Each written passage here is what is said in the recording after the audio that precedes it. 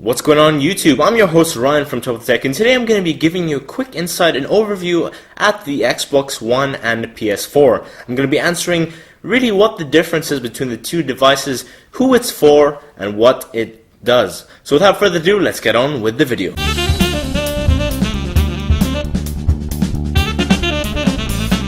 So taking a look at the Xbox One, which was actually released just over a week ago at a Microsoft event, this Xbox One has now finally added support for Blu-ray. So that means all those Blu-ray discs that you may have piled up using Blu-ray players or used on the PS3, you can now use on the Xbox One. That's of course really good, especially when you have new HDMI capable TVs, HD TVs and projectors. Now you've got 8 GB of RAM. To put that into perspective, this one is running with 8 GB of DDR3 RAM, and in comparison to the PS4, we've got 8 GB of GDDR5 RAM, so you can see that this is slightly better in terms of performance of the PS4. Both of these devices, both of these gaming consoles will be supporting 4K, so all those 4K TVs which we saw launched in CES, which will eventually come to households around the world, you can actually use both of these gaming consoles with those TVs. Of course, in the beginning we always used to look at HD TVs and think, wow, why would anybody ever need 1080p? But now it's become the norm. So now 4K TV, we all have the same outlook at it, and we'll see which one will actually come to us first. So of course now, as I said, Xbox One and PS4 will both have 4K support. In terms of the processors, they're both running an AMD 8-core processor. However, Microsoft have a customized, sort of in terms of their graphics, customized that AMD chip, and Sony have also sort of customized that AMD 8-core processor as well. So both really high in terms of the processing power.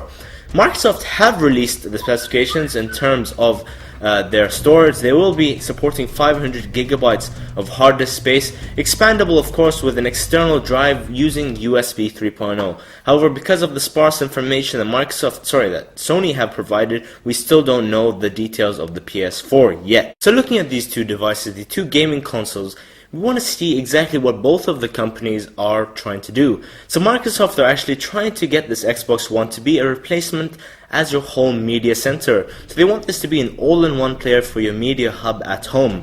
So from the access of the Xbox One, you can use the Kinect obviously integration as well as the Skype integration to contact family and friends around the world using all that Skype, as well as the more powerful cloud computing.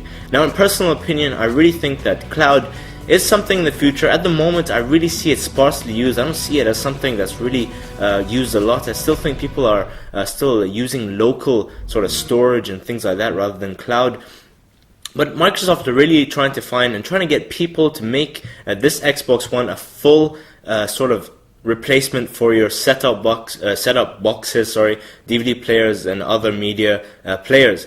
Whereas I think Sony in fact are just trying to keep this as a gaming console rather than trying to add any of this extra fanciness, and they're just really trying to do that through better graphics, faster processors, and of course the newer controller, which both companies have done, and both of these controllers are supposed to enhance gaming experience in both cases. And of course with the PS4 you should be able to use the PS Vita as well as PS eye tracking, which again I don't really like these small, they're really tedious. There are things that I don't really like when you have all this tracking stuff, and even with the Xbox Kinect integration, I don't see it. I mean, I've tried the Samsung Smart TV and I don't like all this sort of hand motions and stuff. I guess it's something that some people, you either like it or you don't, but in personal opinion I don't like that sort of technology. It's impressive of course, but I just don't like it. Anyway, that's Top of Tech, bringing you really a comparison between the Xbox One and the PlayStation 4, between of course Microsoft and Sony. We still don't know exactly what the PS4 looks like, and definitely of course that trailer, if you guys have seen it, is really annoying, where it just keeps blurring back and forth and you guys don't actually get to see the device, what it looks like. You've seen the controller of course, whereas the Xbox One, you've seen what it looks like. It's got that square form factor, it's very nice, very sleek.